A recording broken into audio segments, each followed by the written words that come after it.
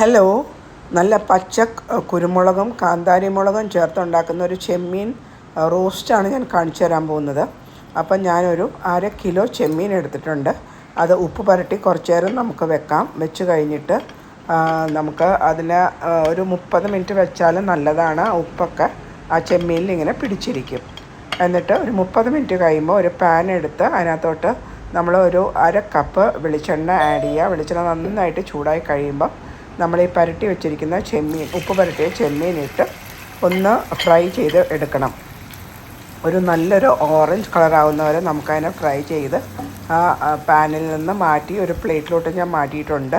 എന്നിട്ട് ആ സെയിം പാനിൽ തന്നെ ഒരു 1/2 ടീസ്പൂൺ കടുകും 1/2 ടീസ്പൂൺ പെരുംജീരകവും കൂടി ഇട്ട് നന്നായിട്ടൊന്ന് പൊട്ടിക്കണം. ബാക്കിയുള്ള വെളിച്ചെണ്ണയിൽ തന്നെ നമ്മൾ ചെമ്മീൻ വറുത്തെടുത്ത് ആ വെളിച്ചെണ്ണയിൽ തന്നെ പെരുംജീരകവും കടുകും പൊട്ടിക്കുക. അത് നന്നായിട്ട് മൂത്ത് വരുമ്പോഴത്തേക്കും ഒരു 2 സവോള ചെറുതായിട്ട് അരിഞ്ഞത് അതിനകത്തിട്ട് ഒന്ന് വഴറ്റിയെടുക്കണം. അത് നല്ല കുഞ്ഞിതായിട്ട് അരിഞ്ഞ സവാള വേണം അതിനകത്ത് വഴറ്റിയെടുക്കാനായിട്ട്. പിന്നെ ഞാൻ ഇതിനകത്ത് ചേർക്കുന്ന ഒരു ചതച്ച അരപ്പുണ്ട്. അത് പച്ച കുരുമുളക്, കാന്താരി മുളക്, ചുവന്നുള്ളി, ഇഞ്ചി, വെളുത്തുള്ളി, കറിവേപ്പില. അതിൻ്റെ ഇൻഗ്രീഡിയൻസിൻ്റെ ലിസ്റ്റ് ഞാൻ ഡിസ്ക്രിപ്ഷനിൽ ഇട്ടേക്കാം. ആ ചതച്ച ഇൻഗ്രീഡിയൻസ് സവാള ഒന്ന് വഴന്ന് വരുമ്പോഴത്തേക്കും ഒത്തിരി ബ്രൗൺ ആവണ്ട. അതിന് മുമ്പ് തന്നെ ചതച്ച ഇൻഗ്രീഡിയൻസ് നമുക്ക് അതിനകത്തിട്ട് നന്നായിട്ട് വഴറ്റിയെടുക്കണം. ഇതെല്ലാം വഴന്ന് വന്ന് കഴിയുമ്പോഴത്തേക്കും നമുക്ക് അതിനകത്തോട്ട് നല്ല കട്ടിയുള്ള തേങ്ങാപ്പാൽ നമുക്ക് ആഡ് ചെയ്ത് കൊടുക്കാം.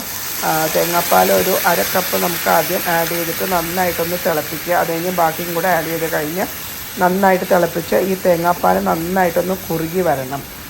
കുറുകി വന്നിട്ട് വേണം നമുക്ക് ബാക്കി ഇൻഗ്രീഡിയൻസ് ആഡ് ചെയ്യാൻ. അതിന് മുമ്പ് നമുക്ക് അതിനകത്ത് കുറച്ച് ഉപ്പ് ആഡ് ചെയ്യണം. നമ്മൾ ചെമ്മീനിൽ മാത്രമേ ഉപ്പ് ആഡ് ചെയ്തിട്ടുള്ളൂ. ഇപ്പോൾ ഗ്രേവിക്ക് ഉപ്പ് വേണമല്ലോ. അപ്പോൾ ഉപ്പും കൂടെ ആഡ് ചെയ്തിട്ട് നന്നായിട്ട് യോജിപ്പിക്കുക. മിക്സ് ചെയ്ത് യോജിപ്പിച്ച് ആ തേങ്ങാപ്പാലൊക്കെ ഇങ്ങനെ വറ്റി നല്ല കൊഴുത്ത് വരുമ്പോഴത്തേക്കും ഗ്രേവി നല്ല, ഇപ്പോൾ നിങ്ങൾക്ക് കാണാം ഗ്രേവി നല്ല തിക്കായിട്ടിരിപ്പുണ്ട്. ആ തിക്കായിട്ടിരിക്കുന്ന ഗ്രേവിക്കകത്തോട്ട് നമുക്ക് ഈ വറുത്ത് വെച്ച ചെമ്മീനും കൂടെ ഇട്ട് ഒന്നും കൂടെ ആ തേങ്ങാപ്പാലിലും ആ അരപ്പിലും കിടന്ന് ചെമ്മീനൊന്ന് നന്നായിട്ടൊന്ന് കോട്ട് ചെയ്ത് വരണം.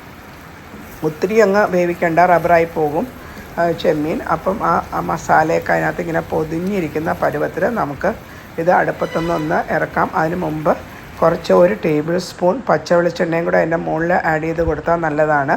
അപ്പോൾ നല്ല ഫ്രഷ് പച്ച വെളിച്ചെണ്ണ ടേസ്റ്റും കൂടെ കിട്ടും. അപ്പോൾ ഇത് ചോറിൻ്റെ കൂടെയൊക്കെ പറ്റിയ നല്ല ഡിഷാണ്.